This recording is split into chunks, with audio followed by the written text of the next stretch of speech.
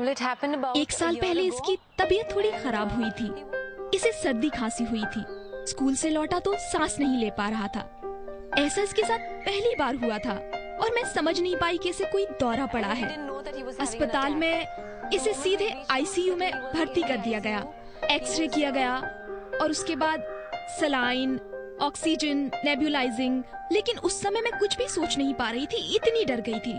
कुछ होश ही नहीं था। मुझे लगा वो नहीं बचेगा।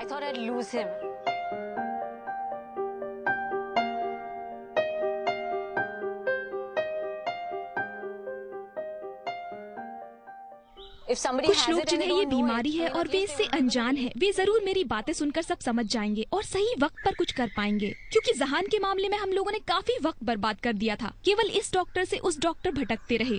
अगर इसे पहले इस तरह की मदद मिल गई होती तो ये कब से हंस खेल रहा होता, अपना बचपन एंजॉय कर रहा होता। अब मैं जान गई हूँ कि ये लाइलाज नहीं है। कई उपाय हैं और अगर आप उन्हें अपनाएं तो घबराने की कोई बात नहीं है।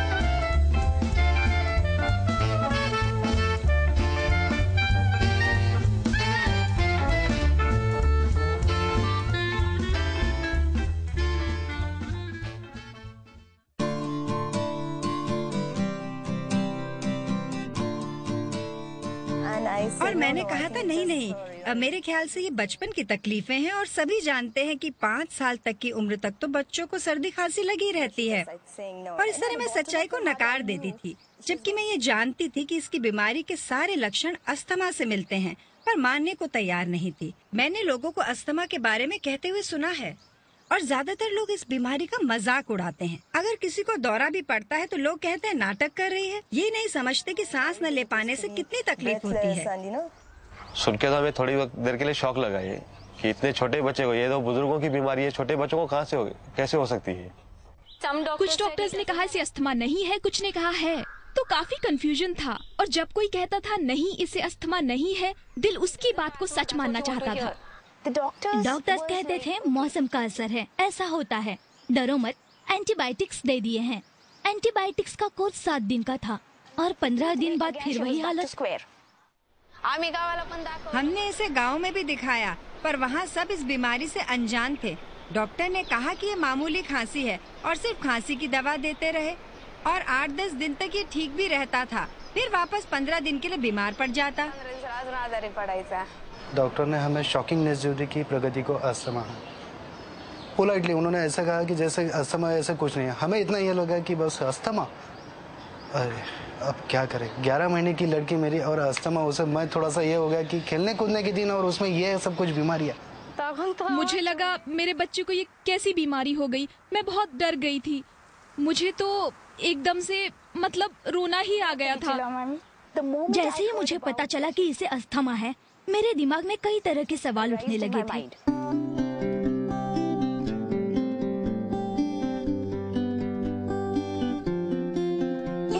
बिना पूरी जानकारी के आप कुछ नहीं कर पाएंगे।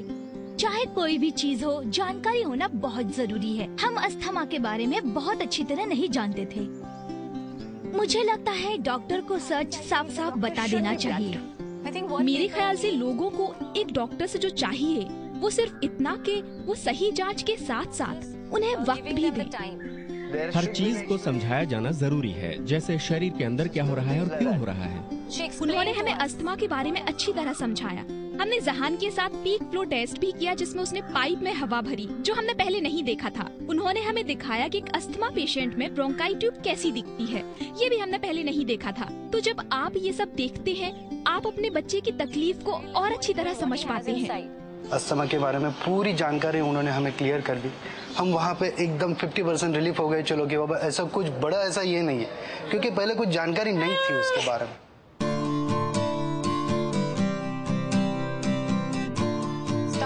शुरू में लगा नहीं कि वो ठीक हो जाएगी, या थोड़ा डर सा लग रहा था। प्रगति को कुछ प्रॉब्लम तो नहीं होगी इनहेलर से, लेकिन उन्होंने समझाया कि ये सीधे फेफड़ों में जाती है, इसके कोई साइड इफेक्ट्स नहीं होते। और अभी जिस हालत में प्रगति को आप देख रहे हैं तो वो सिर्फ एक महीना ही हुआ है जब से हम इनहेलर दे रहे हैं, लेकिन अब वो बिल्कुल ठीक है और मैं इस चिकित्सा से बहुत संतुष्ट भी हूँ। लोगों को अस्थमा के बारे में बहुत सारी गलतफहमियां हैं, जैसे कि स्टैमिना का कम हो जाना, कम खेलना कूदना, विकास का रुक जाना। लोगों को लगता है कि उनका बच्चा नहीं बढ़ेगा और उसे पूरी जिंदगी यही बीमारी रहेगी। मेरी माँ 5 फीट लंबी है और मेरे डैड 5'10" और मैं उन दोनों से ज्यादा लंबा हूँ। मैं 6 फीट लंबा हूँ। हम लोगों ने सब कुछ ट्राई किया, घरेलू नुस्खे अपनाए, होम्योपैथी ट्राई की, एकदम जैसे अनपढ़ और गंवार बन गए थे हम। जिसने जो कहा वो मान लिया, आजमाने लगे, यहाँ तक कि हम स्टोन्स को भी मानने लगे। सोचा शायद बात बन जाए, पर इन सब का कोई फायदा नहीं हुआ। होम्योपैथी डॉक्टर के पास जाना, होम्योपैथी ट्राई करना, नेबुलाइजेशन के लिए जाना, एंटीबायोटिक्स, ओरल स्टेरॉइड्स, पूरा टेबल दवाइयों से भरा था, पर उनमें से कुछ काम नहीं आया। सब कचरे के डिब्बे में गया। सब कचरे के डिब्बे में गया और बस एक ही चीज काम आई, वो है इनहेलर। एक प्रिवेंटर, एक रिलीवर, बस यही एक चीज काम आती है। सबसे पहले उन्होंने मुझे अच्छी तरह समझाया कि इनहेलर्स कैसे मेरी बेटी की मदद कर सकते हैं। पहले तो मैं डर रही थी, फिर हमने इसके बारे में सोचा और तय किया कि हम इनहेलर थेरेपी ही अपनाएंगे। और जैसे ही डॉक्टर ने हमें इसकी सलाह दी, हमने फौरन इसे शुरू कर दिया। मैं बस इतना कहूंगी कि इनहेलर से डरिए मत, क्योंकि सिर्फ इनहेलर्स ही हैं जो सीधे शरीर के उस हिस्से में जाते हैं जहां उनकी जरूरत है। अगर आप लिक्विड दवाइयाँ लेंगे तो वो पहले आपके खून में जाएंगी और उसके बाद उस हिस्से में जाएंगी जहां उनकी जरूरत है। तो आधी दवाई तो इधर उधर चली जाएगी, यानी बेकार जाएगी। जबकि इनहेलर से कोई साइड इफेक्ट नहीं होता, मैं जानती हूँ, क्योंकि मैं देख रही हूँ मेरी बेटी पिछले 1.5 साल से इनहेलर इस्तेमाल कर रही है और आज की तारीख में मैं ये कह सकती हूँ कि मेरी शिवांगी बिल्कुल पहले जैसी हो गई है। अब अगर कोई मुझसे कहे कि ये दवाई देना अच्छा नहीं है, तो मैं उससे कह सकती हूँ कि नहीं, ये बहुत अच्छा है, हमारे बच्चे को इसी से फायदा होता है, हम उसे ये देते रहेंगे। फिर जब हमने अस्थमा के लिए इसे इनहेलर देना शुरू किया तो उसे काफी फायदा हुआ। वो अच्छी तरह बढ़ रहा है, किसी तरह की कोई शिकायत नहीं है। वो स्कूल में दूसरे बच्चों की तरह खेलकूद में भाग लेता है, वो बिल्कुल एक नॉर्मल बच्चे की तरह है। अब तो मुझे उसकी तबीयत को लेकर कोई चिंता नहीं है। मुझे बहुत अच्छा लगता है और गर्व भी महसूस करती हूँ।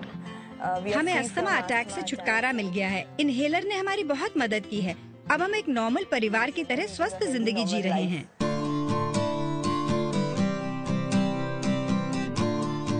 वो हमें दूसरे कमरे में ले गए और इनहेलर इस्तेमाल करना सिखाया। इसे जमीन के समानांतर रखना चाहिए और इस तरह लेना चाहिए।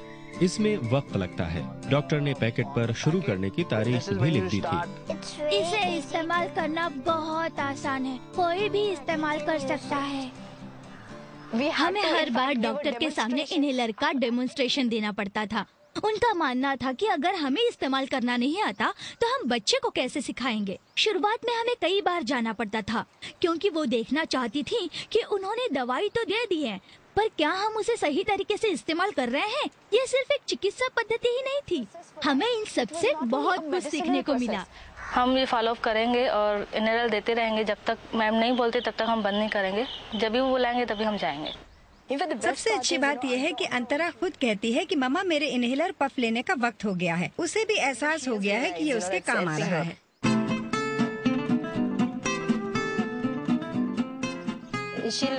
इसे दही, बटर, कोल्ड ड्रिंक्स बहुत पसंद हैं, पर मैं इसे ये सब चीजें खाने नहीं देती थी। पर जब से हमने इनहेलर इस्तेमाल करना शुरू किया है, मैं उसे कभी कभार मौसम को देखकर दही, बटर और उसकी सारी मनपसंद चीजें खाने देती हूँ, जो पहले मुमकिन नहीं था। वो ये चीजें नहीं खा सकती थी, मौसम एंजॉय नहीं कर सकती थी। अगर बारिश होती थी तो मैं उसे घर में ही रखती थी ताकि वो सुरक्षित रह सके। पर ये सब इनहेलर थेरेपी के पहले की बात है। अब तो वो बाहर भी जाती है, बारिश में खेलती भी है, यहाँ तक कि ठंड में आइसक्रीम भी खाती है। मैं उसे बहुत सी चीजें खाने नहीं देती थी, मिठाइयाँ भी नहीं, या कुछ भी जिसमें कलर होता है या जिससे अस्थमा के लक्षण पैदा होने का खतरा रहता है, मैं उसे नहीं देती थी। आइसक्रीम्स भी नहीं, चाय भी कभी। वैसे पहले हम बच्चे को मना करते थे, पर जब इसकी हालत सुधरने लगी तो इसे इसकी मनपसंद चीजें खाने देने में हमें खुद बहुत खुशी महसूस होती थी। और हमें उसके बारे में अभी कोई भी ऐसा ये डर नहीं है कि वो ये एसएमएस है, उसे कुछ होना है या हानि है, कुछ नहीं, कुछ भी डर नहीं। पिछले हफ्ते उसके स्कूल में कंपटीशन था। Karate competition. उसने बहुत अच्छा परफॉर्म किया। टीचर्स कहती हैं कि ये क्लास में बहुत एक्टिव रहती है। वो अपनी जिंदगी पूरे कॉन्फिडेंस के साथ भरपूर जी रही है। वो दौड़ती भागती रहती है, पहाड़ों पर चढ़ती है, साइकिलिंग, दोस्तों के साथ खेलना। अब वो बिल्कुल पहले जैसे हंसती खेलती रहती है। मैं अपने आसपास के सैकड़ों लोगों को समझा सकती हूँ, बता सकती हूँ कि ये कितना आसान है, कैसे क्या करना है और इसके बाद जिंदगी कितनी आसान हो जाती है।